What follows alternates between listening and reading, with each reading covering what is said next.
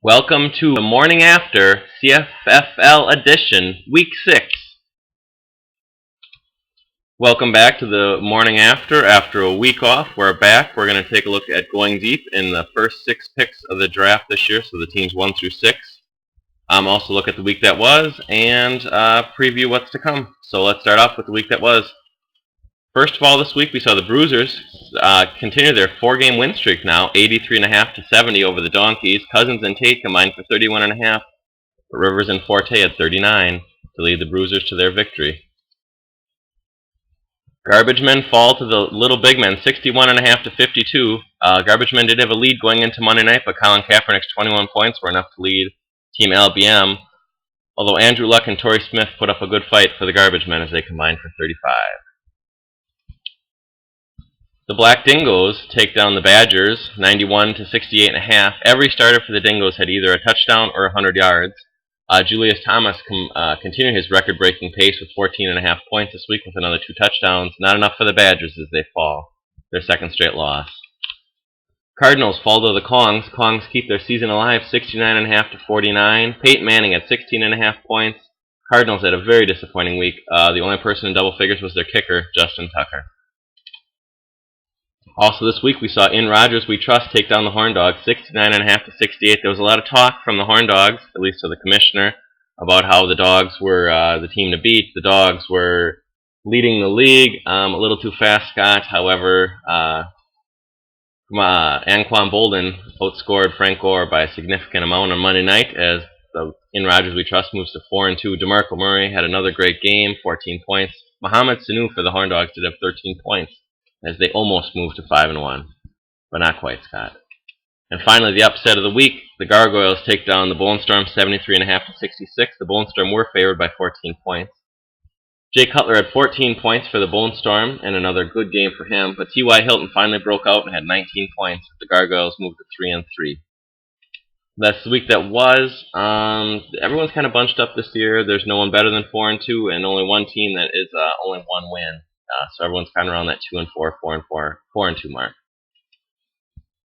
Player of the week this week, there was a couple guys to choose from, but Joe Flacco had the best week.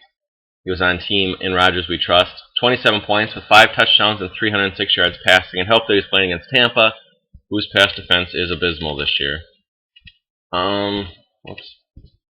Walk of shame this week. Wasn't again any gimme this week, but after losing 3 touchdowns last week, and this week he had 3 catches that went for 0 yards, Percy Harvin comes in as our walk of shame. As for Griff's gripes this week, Griff talks about the hypocrisy that the NFL shows.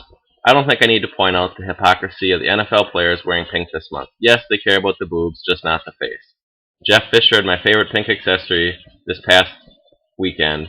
Nothing looks dumber than a grown-ass man wearing pink sunglasses. That was the week before. Thank you, NFL, for caring so deeply about women's issues. I think they obviously do. I mean, they really came down hard on Peterson and Ray Rice when they knew all the facts. They just didn't see that video, stuff like that. I guess Peterson wasn't with women, but it was children. So maybe they'll have who knows, maybe a light blue, pastel blue, or something like that. Maybe yellow for November for Child Awareness Month next month, and not to beat your kid with a switch. Who knows? Maybe that's coming next year. Yo Bitch, the top free agent pickup this week. Not a ton of guys, but found out yesterday that Ridley is out for the year, so Brandon Bolden, James White may be the top get this week. Hard to say with Belichick. It could be Vereen who's out there, but Belichick does tend to change by the minute as to who he wants. So those guys are out there and are possibly going to be the top pick as they may move to the top of the Patriot depth chart. Now we're going to look at the going deep. We're going to look at team strengths, team's weaknesses, and we'll start with the pick 1 of the draft, so the North Division, and then move to some of the Central, and we'll finish up next week with the rest of it. So first of all, we have Griff's Gargoyles. The needs: Tony Romo at quarterback is okay, and he's coming on lately. Started out a little slow, so not really too much of a need there. Running back 2 is definitely more of a need, and actually it's probably more of a running back 1, as Alfred Morris is kind of more of a 2. But Chris Ivory, Trent Richardson are probably better as a flex. But right now they're starting. So definitely probably another running back is what Griff could use. Granted, most teams could use that. Depth, he does have a lot of receivers. Marcus Colston, Marvin Jones, if he comes back, because it sounds like that injury is going to be lingering. Mike Wallace, T.Y. Hilton, Randall Cobb. So not bad there. Playoff forecast, I would say it's a 50-50 chance right now. He's sitting at 3-3 with a decent amount of points. Pretty good team. Not a whole lot of weaknesses, however, not a whole lot of superstars on there, the guys who are really going to go off, which might limit his potential to really go far. Next up, we have Scott's Horn Dogs. Needs probably running back 1, although LaShawn McCoy now is starting to maybe come around. Not a whole lot of weaknesses on Scott's team. Depth, he does have a decent amount of running backs, although LaShawn McCoy's kind of struggled. Frank Gore is always seeming like he's going to get pulled out, especially last night. Didn't really do too much. Ryan Matthews is still hurt. No, Sean Moreno might be the number 2. So there's some running back depth, just with some question marks. And some running backs, that could be traded for some upside, but also could also have some questions for Scott. Pretty good team for Scott.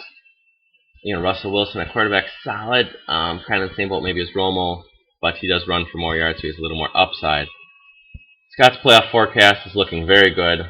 Highly likely to make it, and a good chance to go far. Again, though, maybe the same thing as Griff, in that there's not that 1 or 2 guys who can really blow up, although McCoy really does have that ability. Probably a little better forecast to go farther. Next up is Chris's Cardinals. Needs, wide receiver 2 is a question mark with Michael Floyd, depending on Carson Palmer's health, but I did the show on Sunday, and it looks like Palmer's going to be okay, so that's probably not so much you need. It probably should have been running back 2 after last night's game, where the Rams are in full-blown committee, whether it be Zach Stacy not being 100% or,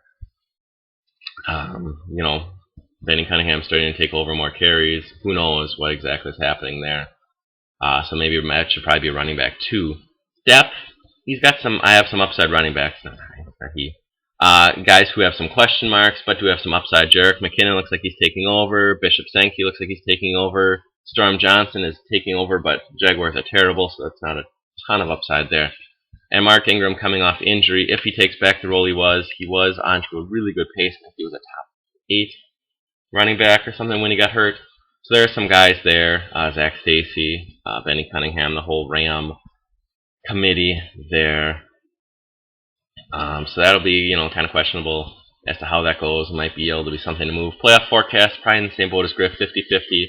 A little more guys with upside, a little guys, to blow up in terms of Jamal Charles, Julio Jones, but probably a bit more of a hole there at running back 2. So 50-50 there for the Cardinals. Next up is Bernie's Bruisers. Needs, again, running back 2, it seems to be the theme.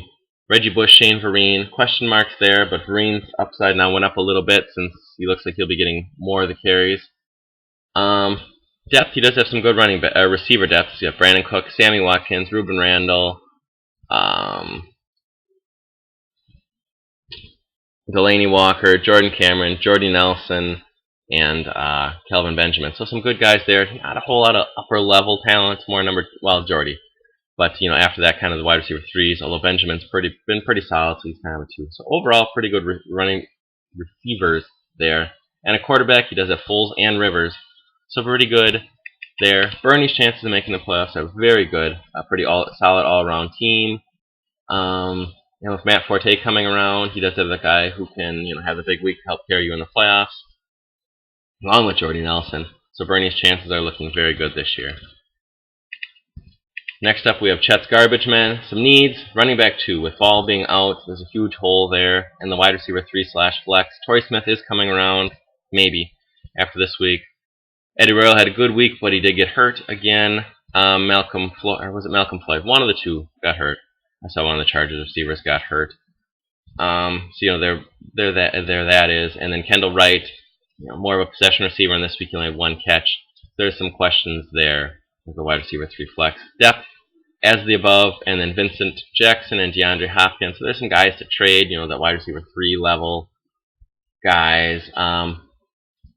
Playoff forecast for Chet. I'm not going to say really high. You never know how it's going to go. I would say probably at like 30%. Just because not a whole lot of ups. There's, some guys who can really come through. Eddie Lacy was kind of struggled. Receivers, doesn't have that wide receiver 1. So I don't see him going far in the playoffs if he makes it, but stranger things have happened. 33% or so to make the playoffs, just because there's not that explosive guy, unless Monty Ball, when he comes back, really blows up. But we'll see. Maybe Chet will prove me wrong. Not as strong as the past couple years of teams, but Chet's a good manager. Maybe he'll get his team turned around yet. And finally, this week, look at Dan's Donkeys, who are off to 1-5 start. Needs quarterback. Kirk Cousins and Cam Newton are pretty solid. Kind of up and down, though. Cousins is pretty consistent, just limited upside. And Cam Newton, huge week this week and kind of got things going. Maybe he's healthy, and that would completely eliminate this need. Wide receiver 2/3. Harvin's been a big disappointment. Greg Jennings is, more of a wide receiver 4/5. Reggie Wayne, probably more of a wide receiver 3. So probably could use another receiver there. Depth, he does have a lot of running backs. Isaiah Kroll and Ben Tate, so he's got the Cleveland backs. Perry Robinson has some upside. Ronnie Hillman is pretty good, especially now with Ball being out, and Gio and Le'Veon Bell. So that's a pretty good running back group. Probably should move one of them for a receiver. He's got some good running backs there to move. Dan's Donkeys playoff forecast not looking good. 1-5. He probably needs to at least win 6 of his next 8. 6 out of his next 7, I'm sorry. So it's not looking real promising, and especially with the points not being high. But he does have a good talented team, so never know. Maybe he'll be able to turn things around yet, although I'm going to say unlikely. About a 3% chance of the playoffs, and if he does make it, probably not going terribly far. So now let's take a look at the games next week. Garbage Men try to keep it up and move back into a playoff berth. They're 3-3. They take on the Dingoes, who are one of the hottest teams right now in the league.